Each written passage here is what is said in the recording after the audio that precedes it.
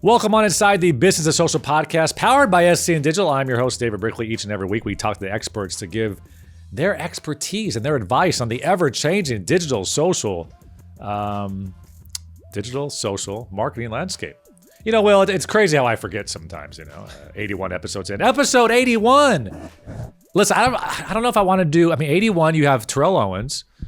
You have a host of NFL players. Mm-hmm. But us being Laker fans, can we just deem this the Kobe Bryant 81 episode? I think it's a shoo-in, unless I hear some disdain in your pause here. I don't know. I was thinking back on the 80. Like I was doing homework in my room. My dad came up and he was like, "I don't care what you're doing. Like, come watch the Laker game. Kobe's got like however many points." Yep. And I just remember exactly where I was. What a great day to be alive. I think that is fitting for number. All right, so we'll do the not the Kobe Bryant podcast, but the Kobe Bryant second most points in NBA history podcast. A little bit of a mouthful, but we'll get this done. All right, so I'm excited for this podcast. Not really a panel, Will, but a dual one, much like we did back with the Jack in the Box episode. So we have Scott Cuppari. He is the CEO at Wonder Natural Foods and also is a part-time professor or teacher over at UGA. He's the president of the UGA Digital Marketing Program, Leadership Advisory Council, and the Terry College of Business, which is a top 10 university for marketing. Whew, okay. And then we have Dr. Jen Osbon. She's a professor of digital and social marketing at UGA for the last 9 years. She worked at UPS, StudioCom, digital marketing consultant, just a huge background for both these folks. And don't forget, Scott spent about, was it 14 years at Coca-Cola or 12 years? 12 years, as a senior marketing manager. So I want to ask him about that. I'm very curious, as the last episode, just about the future upper education, how they continue to evolve in this digital and social landscape. And then also hear from Scott as a CEO and a former, Coke guy as well, how we navigate this. We're recording this, a day after the Super Bowl. I want to talk a little Coinbase. I was a big fan of the ever-moving QR code there. So it's exciting. We'll get into that here shortly. So, all right, episode 81, Scott Cuppari and Dr. Jen Osbon of the University of Georgia. How about them dogs? All right, he is the CEO at Wonder Natural Foods and a part-time teacher and president of the UGA Digital Marketing Program. Scott Cuppari joined us as well as his colleague, Jen Osbon, who is also the professor in digital social marketing at UGA for about 9 years now. So welcome to both of you, and congrats, I guess. Do you guys get national championship rings as well? I think you should. The entire university should get one, in my opinion. Absolutely. Thanks for having us. We're waiting for the ring. Of course. Let's kick things off. As we record this, we're just a day removed from the Super Bowl. And I want to just get your take, because I know you guys geek out over marketing like I do. But in my opinion, the winner of all the social ads were Coinbase with the 1 minute QR code that I'm sure you guys saw bouncing around your screen at your respective Super Bowl party. So Scott, I'll start with you. I'm a big fan of what I call the WTF marketing, when it kind of confuses you and makes you want to inquire more. But what are your thoughts, I guess, on that one or anything else that caught your eye Super Bowl wise? As a Coinbase user, I was certainly quick to scan the QR code. Yep. Whoever said QR codes were dead, clearly they're not. That was a pretty unique use. But like millions of others, when the website crashed, that's a little bit of a problem. Right. Right. But for me, the winner of the Super Bowl ads were the Chevy Silverado EV. I got goosebumps when I heard the Sopranos theme song. Yeah. To see AJ pop out at the end, that was a great spot in my book. What about you, Jen? That's awesome. I'll tell you, we logged into Hulu while the QR code was bouncing. And my daughter immediately looked at me and she said, "Mom, what's going on with the account?" She thought there was something wrong because she got hacked. Yeah, exactly. So all right, kudos for that. My favorite ad though was Anna Kendrick and Rocket Mortgage helping Barbie buy her dream house. That was just fantastic, right? I love it. And then this is my theory, and maybe I think everything's calculated from a marketing standpoint, but if you guys remember, Disney Plus crashed right after it launched, and the earned media value from it crashing, I think was incredible for that platform because, oh yeah, I didn't realize Disney Plus did start today. Let me actually go check out Disney Plus. Coinbase crashes. If we're all launching a company, I almost think, hey, make sure this thing crashes after 100 people hit the website so we can have the earned media value of that. Do you think companies like that sometimes like when those things happen just to get more PR maybe than they would have before? Jen, I'll throw it to you. Well, I mean, going back to, do you remember when Victoria's Secret way back decided to do their fashion show online and it crashed? They didn't get a lot of positive from that. Right. Why didn't you know to jack up your servers? And then you can think of when Oreo needed to dunk in the dark and they went super fast, capitalizing on a mishap, and they did great. So I think it's got to be how it's executed. Right. Yeah, I agree. I think, the audience for Coinbase expect the back end to be working. And given the audience, as soon as that first whatever number hit and the site crashed and the app crashed. And the funny thing is in the Coinbase app, it said down for planned maintenance. Well, you would think you would know. I knew at Coke when my Super Bowl spot was running. Right. You would think they would know, and the planned maintenance was over by then. It's just funny how those things happen. Like, can we just assume, like, buy me the package if all 100 million people happen to click this link at the exact same time? Can we make sure we have enough firepower for that and don't, save any money anywhere else? But, well, I'm both excited to talk to you. I know, like you just said, Scott, you spent 12 years at Coke. I would love to get into that as well. And then, Jim, with your incredible background with Mega Player and digital marketing. But let me start off with this. I've always noticed this from an education standpoint. I had one professor at San Diego State that would change his daily teachings based on what was happening in the news and kind of teach it in real time, which I love. And I'm really interested for you guys in digital marketing specifically. This stuff moves so quickly. I'm sure the curriculum and how you test and how you come prepared to each and every teaching. Again, Super Bowl happened yesterday. That may be your entire talk that day. Is this an industry where you have to kind of not reinvent the wheel, but keep it fresh each and every time? I'll go. Yeah. It, honestly, the best part about this rapidly moving space is that our case studies always say super fresh. The fundamentals of what we're teaching, right? The strategic use of digital channels from a marketing perspective, that stuff, it changes and it evolves and it's grown in sophistication over time. But we don't really fundamentally change what we're teaching. We kind of have a plan of how we're going to help the students think about, right? They've grown up as great users. Now we're going to shift their thinking into thinking like marketers. So we're not really off the cuff on the fly. We kind of have a method to our madness. But the rapid moving space allows us to have fresh case studies regularly. And then Scott, with your time at Coca-Cola too, like how much do you lean into that as well with your teachings? Because I'm sure there's just some like, hey, I can tell you exactly how we leverage this platform or leverage the Super Bowl, things like that. I leverage all of my experience a lot in the classroom, whether it's my agency days, my Coca-Cola days, because the students really like that fresh perspective, that non-academic perspective. So I'm always bringing in stories from Coke. This is how our social media team was organized. This is how the brand team worked with the integrated team who worked with legal and IT. And, this is the way a real company, runs and operates. So they love that real world. I'll also say that my network loves my students love my network back at the Coca-Cola company. I had a student from the fall who shared her marketing project on LinkedIn just last week.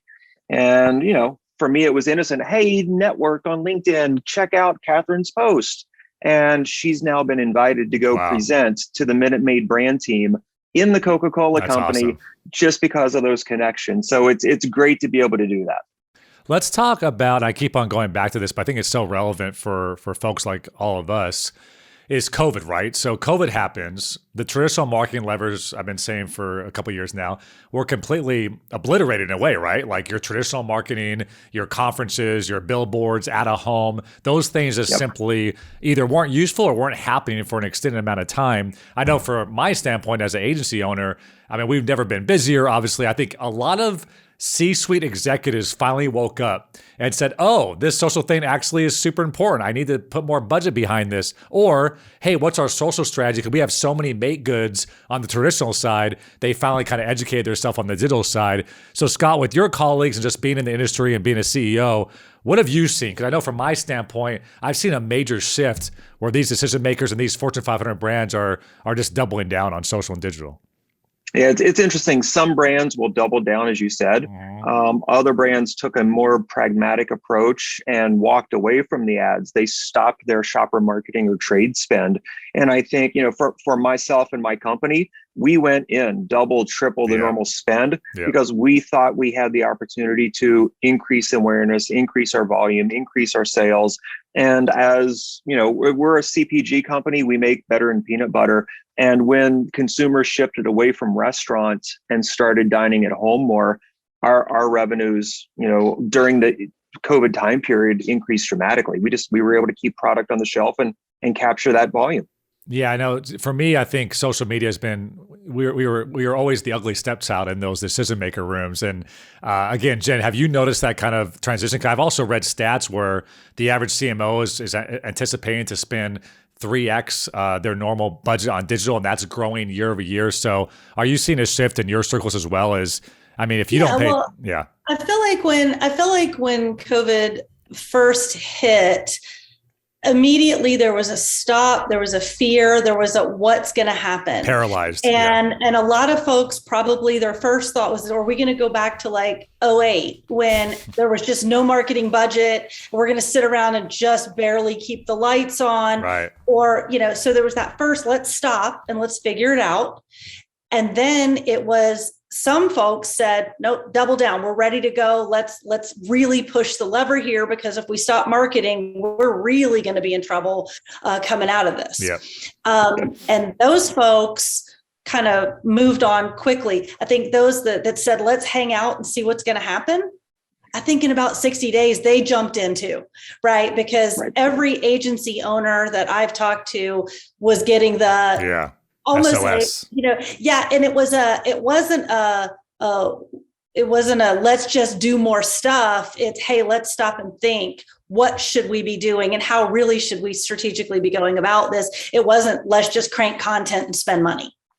And I'll stay with you, Jen. Do you think, this day and age, like if you don't have a social strategy and a team, like can you survive in this modern business world in the next 5 years if you don't take it seriously? Well, what's so bad is that, I grew up in this side of the business, right? I spent 20 years in it before I got in the classroom. I don't understand business that doesn't have a digital component, because I actually don't think about what that might be like. Like, it's not been relevant to my world. So there may be businesses out there that it's just simply not appropriate, but I don't spend a lot of time thinking about what kind of business that might be. I love it. It's a bad answer, isn't it? No, I'm with you. I'm just making sure I wasn't biased because I'm in it every day. I want to make sure people are feeling that. I agree 100%. Yeah. I agree 100%. And then Scott, what do you think? Just based on, again, your network and what you see in the space, and I'd love to get, Jen, your thought on this too.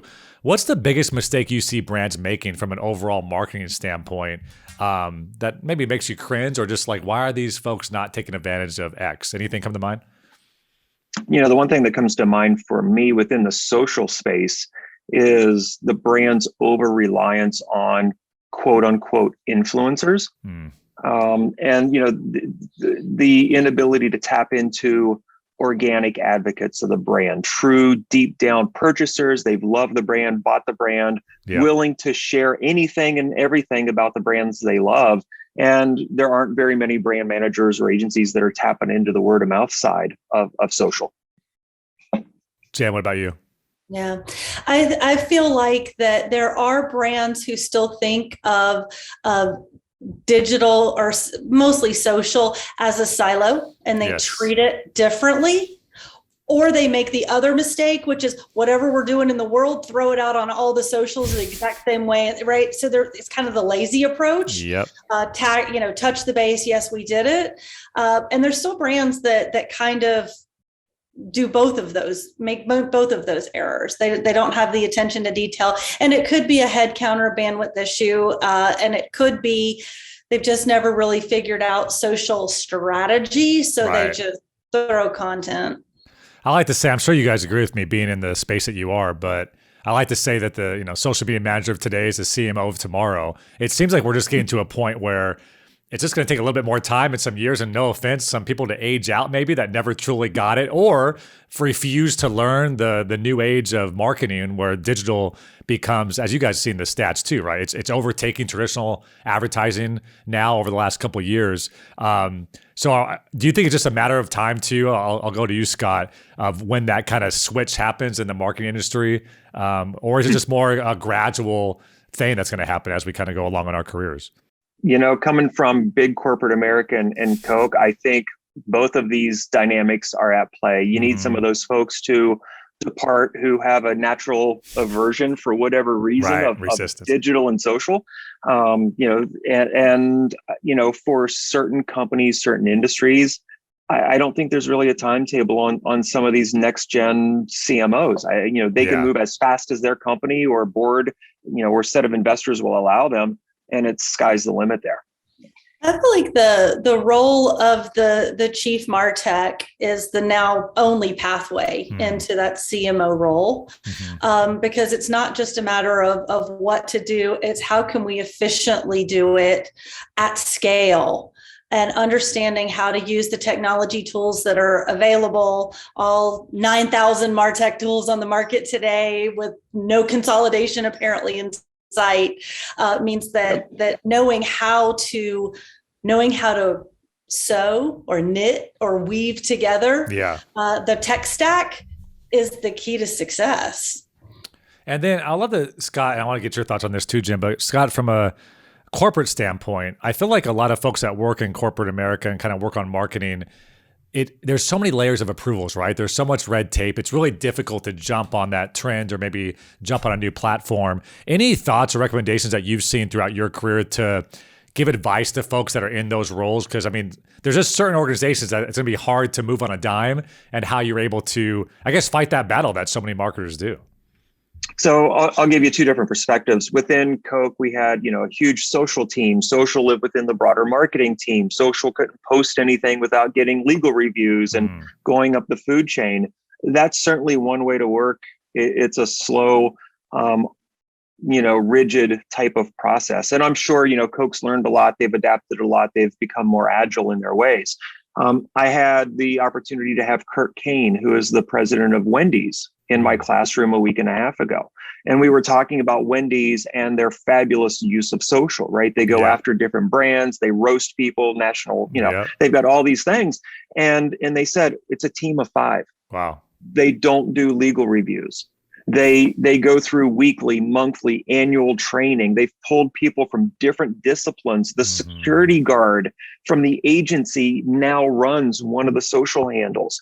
And it's just that diverse viewpoint that and unstructured environment that helps them move so fast. And I would say Wendy's is, probably one of the best companies out there to follow in social. Yeah, Jen, to your point, if you're consulting, put your consultant hat on for me. If I'm a Walmart or I'm Arby's or I'm a bigger brand that wants to relook at how I build my marketing and direct to consumer social team, what's that look like? Like what have you seen be successful? All right, my consultant hat says we want to look at a 70-20-10 type situation. Okay. 70% of your resources, that's money, that's headcount, that's all resources, should go towards doing the marketing things that should be done that will help you meet your organizational objectives.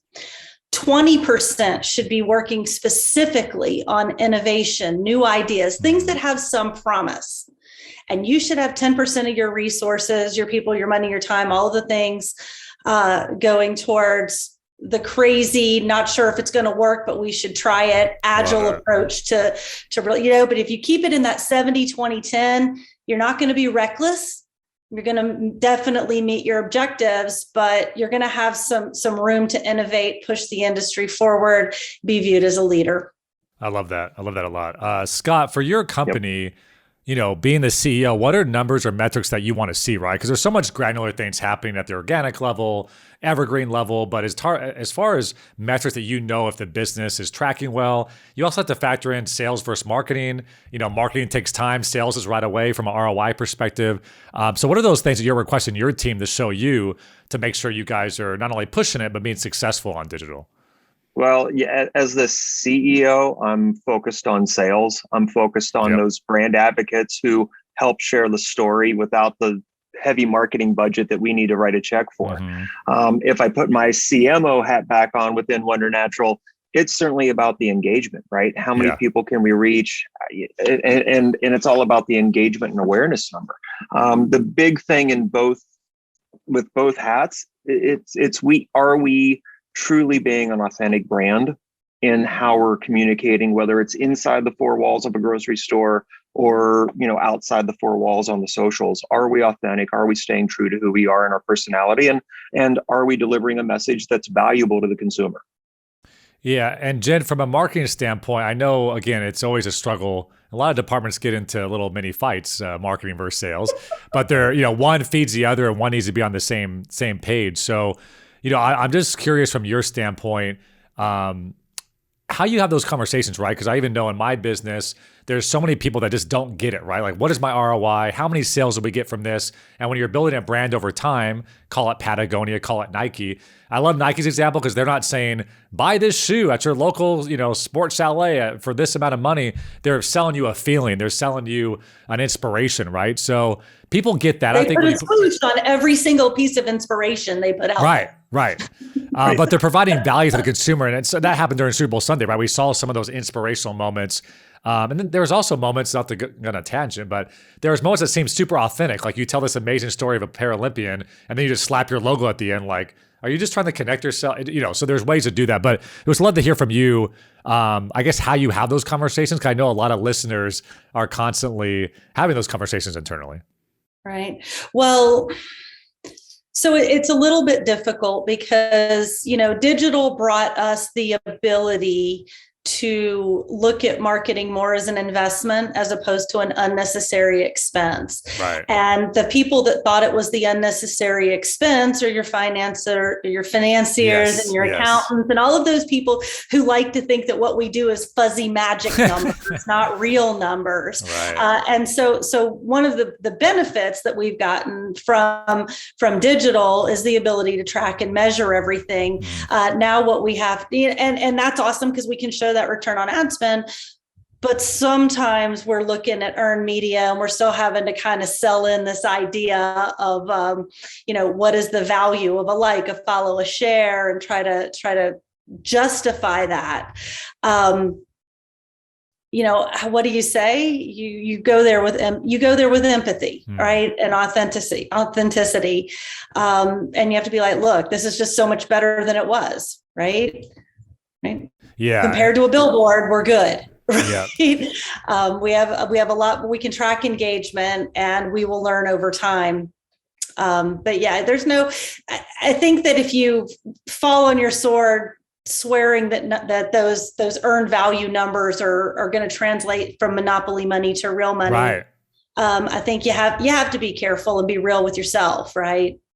Yeah, and then Scott, with so much ability on direct response and like Jen just said with paid media, you can see those results. And from a marketer, a CEO standpoint, it's great to know. Okay, every time I spend this amount of money, I get this much money back.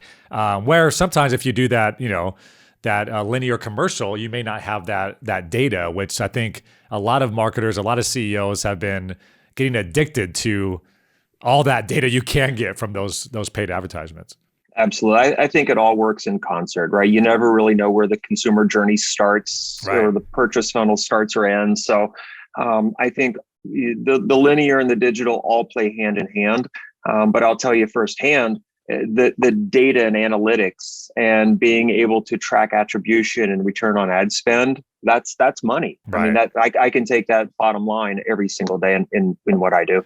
And especially with this retargeting ability, right? You can't necessarily retarget everybody that definitely watched your ad for more than 3 seconds during the Super Bowl, but obviously on digital you could do that. So I'm speaking to the choir here. I get it. Go Go ahead. I want to say this. So if you bring it back to what Scott was talking about with the authenticity of the brand, you have to realize that don't you want to buy some peanut butter or don't you want to buy shoes cannot be the only thing out of the brand's mouth always. Just because it's trackable and just because we like it doesn't mean that that's appropriate for our go-to-market, right? You got to say something else and you have to build that authenticity. And so not everything has to come back to that, even though it's easy to explain to our financial colleagues. Doesn't mean that it's the right approach, right? It's part of the approach. Yeah, and in the classroom, Jen and I transcribe that. We talk about the 70-20-10 rule, but we also talk about the 80-20 rule.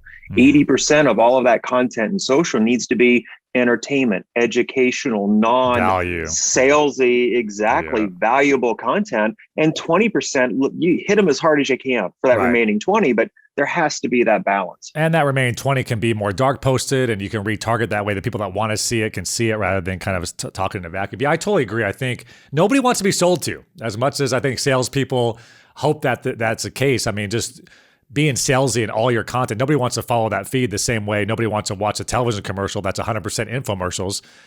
It just makes sense that way. I remember Seth Godin, he had a really good thought on this, which was, if I told you Nike was opening up a hotel, you would imagine immediately how that's going to look. It's going to be sleek. It's going to be probably all black. It's going to be wrapped. It's going to have like innovative stuff inside of it. And like, that's marketing, right? Where you kind of know the brand before you even understand what the next step is in some of their things.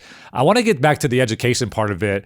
How do you mix this idea of, digital education, right? I mean, folks now are buying, these different classes online. They're able to buy these, 10-step marketing plans and things like that are not as traditional as kind of the brick and mortar college institution. So how do you balance that when there's so much information on YouTube to masterclass to all the, education is changing for our very eyes. So how do both you, and I'll start with Scott, able to tap into that, but also making sure the university has value as well?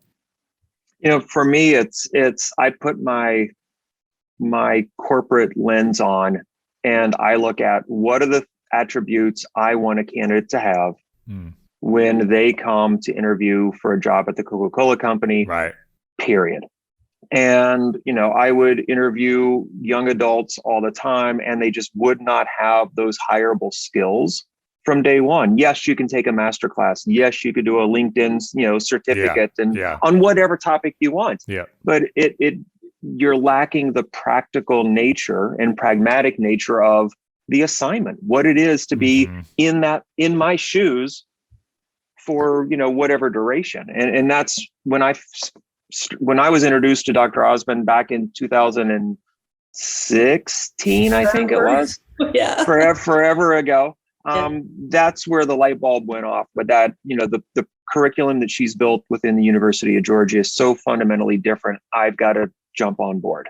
For Jen, does COVID change things in terms of just having to be more hybrid and having to offer these other solutions to folks? Or I guess, what has that done for virtual learning versus in-class learning versus how you guys approach it?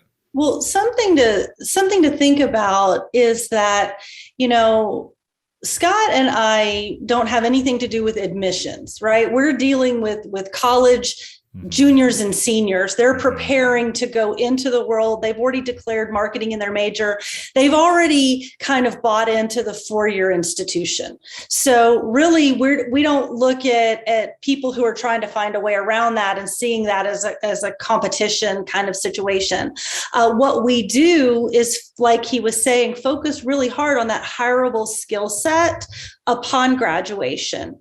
And one of the ways that we go about that is we tell the students that you don't just need a resume that says you went to University of Georgia. You need a portfolio that you can show off that shows how you think and the effort that you put in to things. And one of the things that we do is we have them go in to do LinkedIn learning courses, and they have to pick the course. We make it be a certificate-based course, but it can be on leadership. It can be on a digital skill. It can be on anything.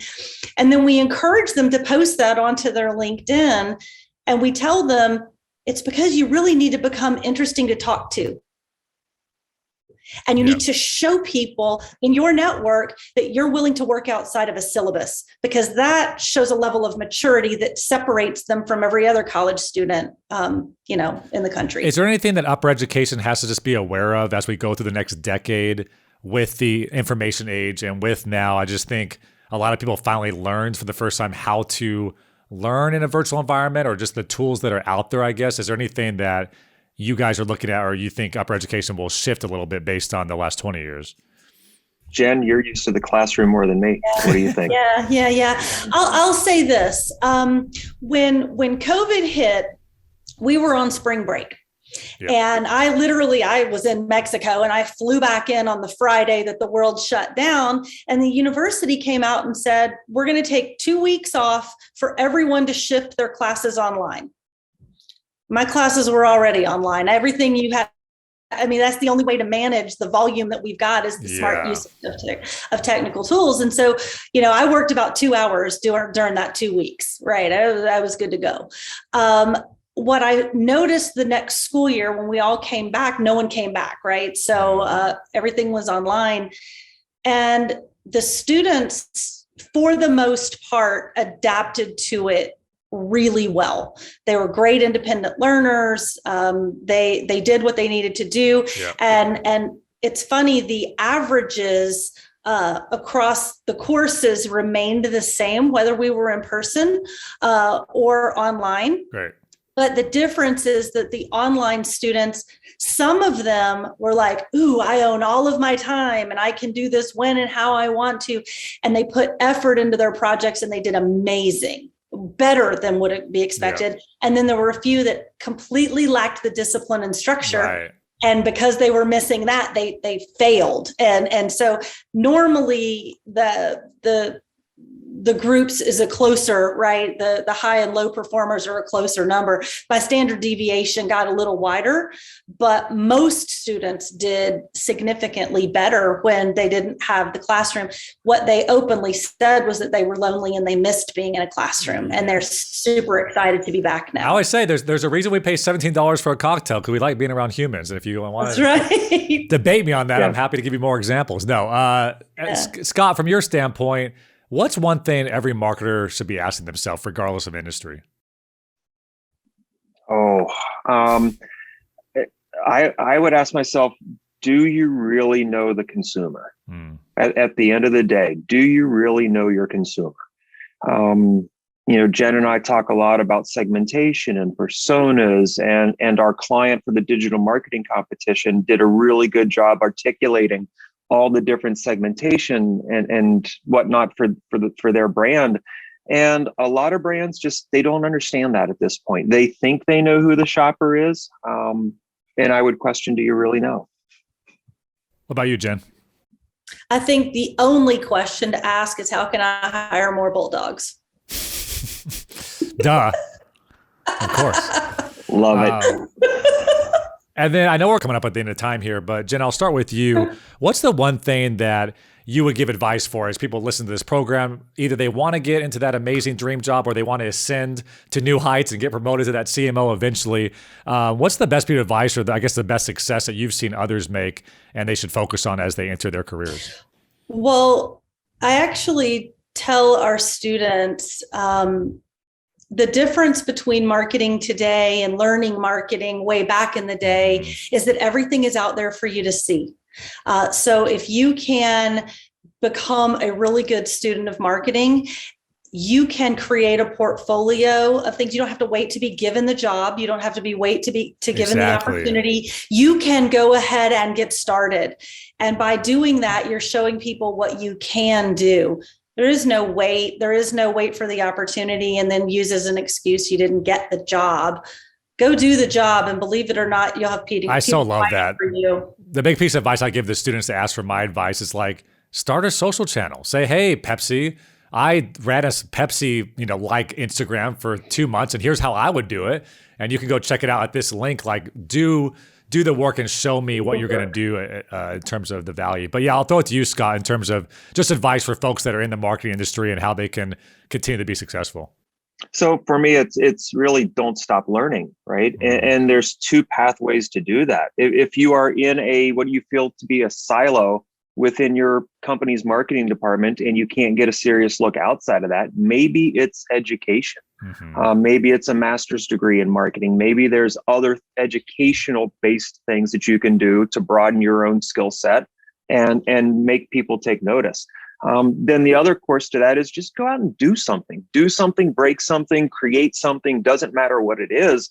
Just get out there and tinker, whether it's a side gig or a permanent gig, it doesn't matter. Just go do something. Yeah. And I think you can learn from that.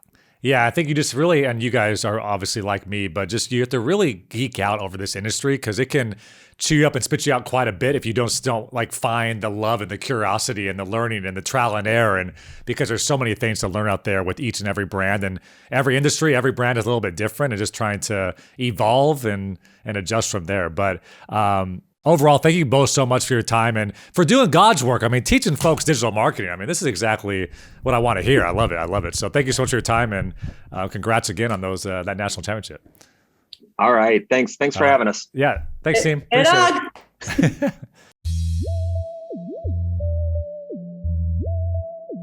All right, a great episode. You know, it's great to talk to professors and teachers, Will, because they know how to distill information like in a little bite chunk. And I love the 70-20-10 rule, right? 70% marketing, 20% innovation. I think at STN we should do something similar, right? Like when we talk about budget, what's the playground, what's the sandbox we can live in for the crazy out-of-box ideas? Because, 1 times out of 10, that crazy idea may pop and get you that, 50% of investment back. So I love that. Yeah, we usually talk to people that are in this every single day, and it's interesting to kind of go to the other side. Take a step people back. That have to teach this to people who are going to be in it every day and kind of what they think is the right thing to teach. And then Scott made a good point too. Like when you're talking about organic social, I mean, 80-20, I would even say, 90, 95-5, and then your sales are direct response dark posts, right? Why am I following you? Again, my analogy of the infomercials, I think is true. Nobody wants to be sold to. So 80-20, 90-10, I definitely agree that there should be some talk within your organization of that, right? Because if your higher ups are constantly telling you to pitch and sell, you have to let them know that there's going to be attrition there. Because, Will, you and I just as social media observers and followers of some of our favorite brands, if you're selling to me too much, I'm going to hit the unfollow button. And I think like you guys didn't even speak about this beforehand, but they had a similar, mindset as you is just experiment, try stuff out. Don't keep doing the same thing. Even if it fails, falls in your face. I feel like most guests typically have that mindset of like, try a bunch of stuff out and then go with the stuff that works. When in doubt, provide value for your consumer. They will appreciate it and they will talk about your brand openly for you, which is the ultimate goal. All right, so great stuff, great booking there, Will. To talk to a professor, so a doctor. I mean, was that the first doctor on there? Unless we missed one, yeah, I think that the was business. the first. Unless we missed one, there should be some doctors out there, just some based on the knowledge that is shared here on the Business Social. All right, so I hope you guys enjoyed this. Excited for the future episodes. We are moving studios here, Will. In a couple of, do we have one more episode after this, or this is the final one? I think this might be the final one in this. All right, so we might have a similar background, but we are moving here in San Diego to a brand new office, a brand new studio. So state-of-the-art facility. You may see state-of-the-art facility. You may see some different stuff in the background. You may, I don't know. We'll see. We're going to spruce the place up. Will Kelly's going to do the damn thing. All right, episode 81. We appreciate it. Thanks so much, as always, to Will Kelly. Well, shout out Dave Ferker, even though he didn't throw another purple goat kind of competition for the first person to recognize. I thought about that. Studio. I think it's kind of messed up to do it at the end because even me, I'll kind of end the podcast after the salutation. So maybe we throw it in there like in the middle of a future one. Not now, but just whoever recognizes or shouts out the new studio setup first, I feel like should be worthy of some type of prize or reward. I like that. So if you remember this episode that we have a new studio and then you say nice studio on a future Instagram post, future YouTube, we'll hook it up. We'll hook it up with something. All right. So thanks so much for listening. Thanks to Will Kelly as well. Producer Will, Business Social Podcast. My name is David Brickley. It's all been powered by STN Digital.